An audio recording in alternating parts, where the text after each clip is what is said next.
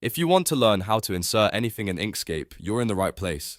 In this video, I'm going to show you how to insert images, insert text, add vector symbols and icons, and import external vector files like SVG and PDF, all in a simple step-by-step way. This is perfect whether you're just getting started with Inkscape or you want a faster workflow for your next design project. And if this tutorial helps you out, make sure to hit like and subscribe for more easy software guides. Alright, let's jump right in.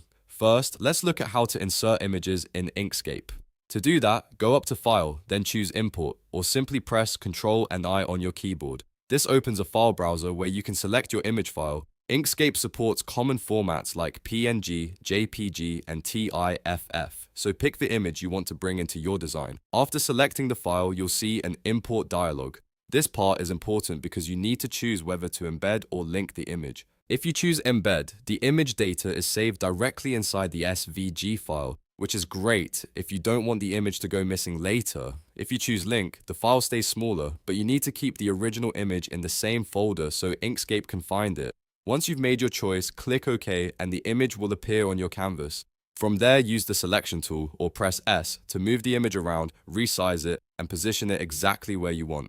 Now let's move on to how to insert text in Inkscape. This is one of the most common things you'll do in a design. To start, select the text tool from the left toolbar or press T on your keyboard. Then click anywhere on the canvas and a text cursor will appear so you can begin typing. You can type your headline, label, caption, or any other text you need. If you want to change the font, size, spacing, or style, look at the text controls bar at the top of the screen. That gives you fast control over how your text looks. And if you're finishing a design that you plan to share to other devices or send for print, it's often a good idea to convert the text to a path. To do that, select the text and press Ctrl, Shift, and C for Object to Path.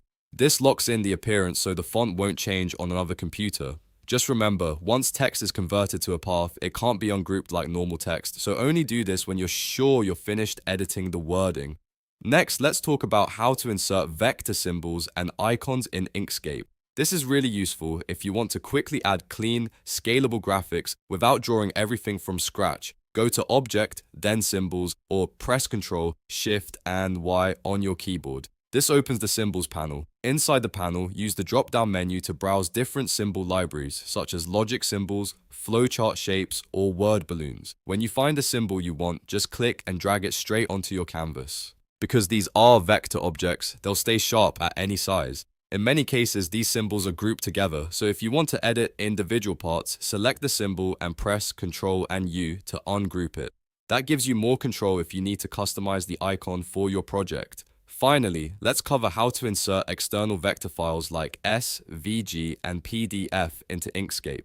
This is a great way to bring in artwork from other sources while still keeping it editable. Start by going to File, then Import, or use Ctrl and I again, and choose your SVG or PDF file. If you're importing a PDF, a settings window will appear. In that window, select Internal Import so the text and path stay editable as vector data. Then click OK to bring it into your document. If the imported artwork appears as a single locked block, don't worry. You can select it and press Alt and M to release clip, or Ctrl and U to ungroup it, depending on how the file was built. This makes it much easier to edit different parts of the vector artwork individually, and that's how to insert images, text, symbols, icons, and external vector files in Inkscape.